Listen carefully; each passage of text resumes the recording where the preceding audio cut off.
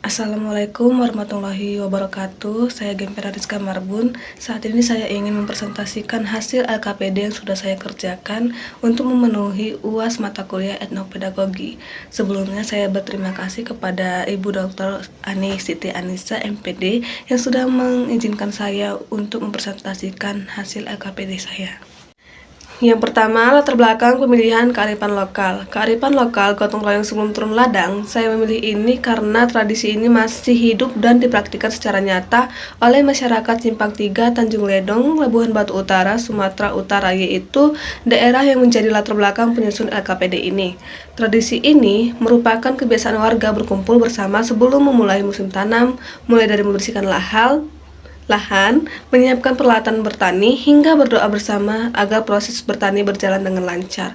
3 poin dari latar belakang ini yaitu yang pertama, tradisi ini dekat dengan kehidupan nyata siswa, sehingga pembelajaran tidak lagi abstrak melainkan kontekstual dan bermakna. Poin yang kedua, nilai gotong royong yang terkandung yaitu kebersamaan, tolong-menolong tanpa pamrih, tanggung jawab bersama, musyawarah, sejalan dengan penguatan karakter yang ingin ditanamkan pada anak usia SD. Poin yang ketiga, mengangkat budaya lokal daerah tertentu ke dalam pembelajaran formal turut melestarikan kearifan lokal agar tidak hilang di tengah modernisasi sekaligus menumbuhkan rasa bangga terhadap budaya sendiri pada peserta didik. Yang kedua, keterkaitan dengan materi pembelajaran. LKPD ini dirancang untuk mata pelajaran IPS kelas 4 atau fase B dengan topik kehidupan sosial dan kearifan lokal masyarakat. Keterkaitannya itu yang pertama, capaian pembelajaran IPS fase B menuntut peserta didik memahami kehidupan sosial masyarakat termasuk nilai budaya dan kearifan lokal.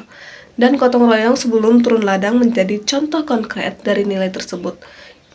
Yang kedua, materi ini juga mendukung penguatan profil pelajar Pancasila, khususnya dimensi gotong royong bernalar kritis, dan berkebinekaan global.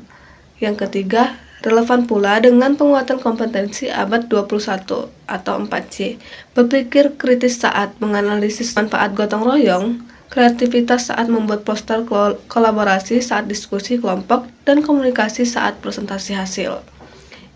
Yang keempat, konsep gotong royong ini juga bisa dikaitkan dengan pengalaman siswa sehari-hari, misalnya kerja bakti di lingkungan perkotaan, sehingga tetap relevan meski siswa tidak tinggal di daerah agraris.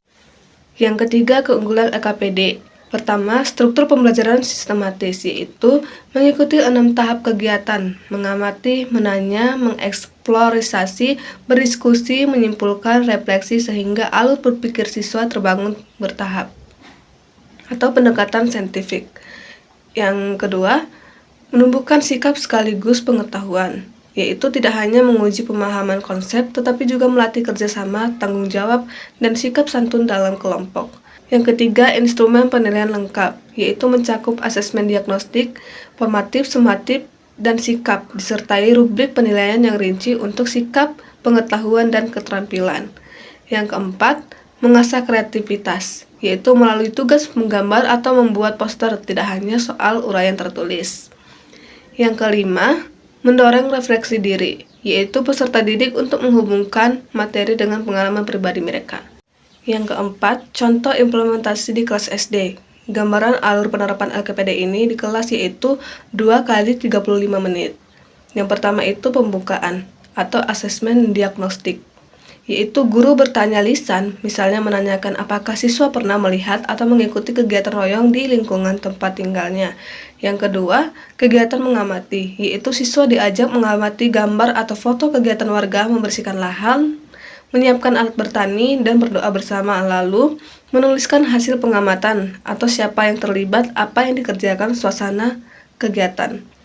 Yang ketiga, kegiatan menanya, yaitu siswa merumuskan minimal 3 pertanyaan terkait tradisi tersebut secara mandiri. Yang keempat, kegiatan mengeksplorasi dan berdiskusi, yaitu siswa dibagi dalam kelompok kecil untuk mencari informasi atau dari cerita guru, pengalaman keluarga, atau buku, dan mendiskusikan pengertian, contoh, serta manfaat gotong royong. Yang kelima, menyimpulkan, yaitu tiap kelompok merangkum hasil diskusi dalam 2-3 kalimat.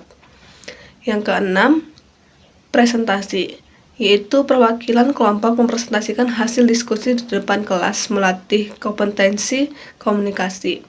Yang ketujuh, tugas individu atau latihan dan kreativitas, yaitu siswa mengerjakan soal uraian dengan membuat gambar atau poster sederhana tentang gotong royong sebelum turun ladang.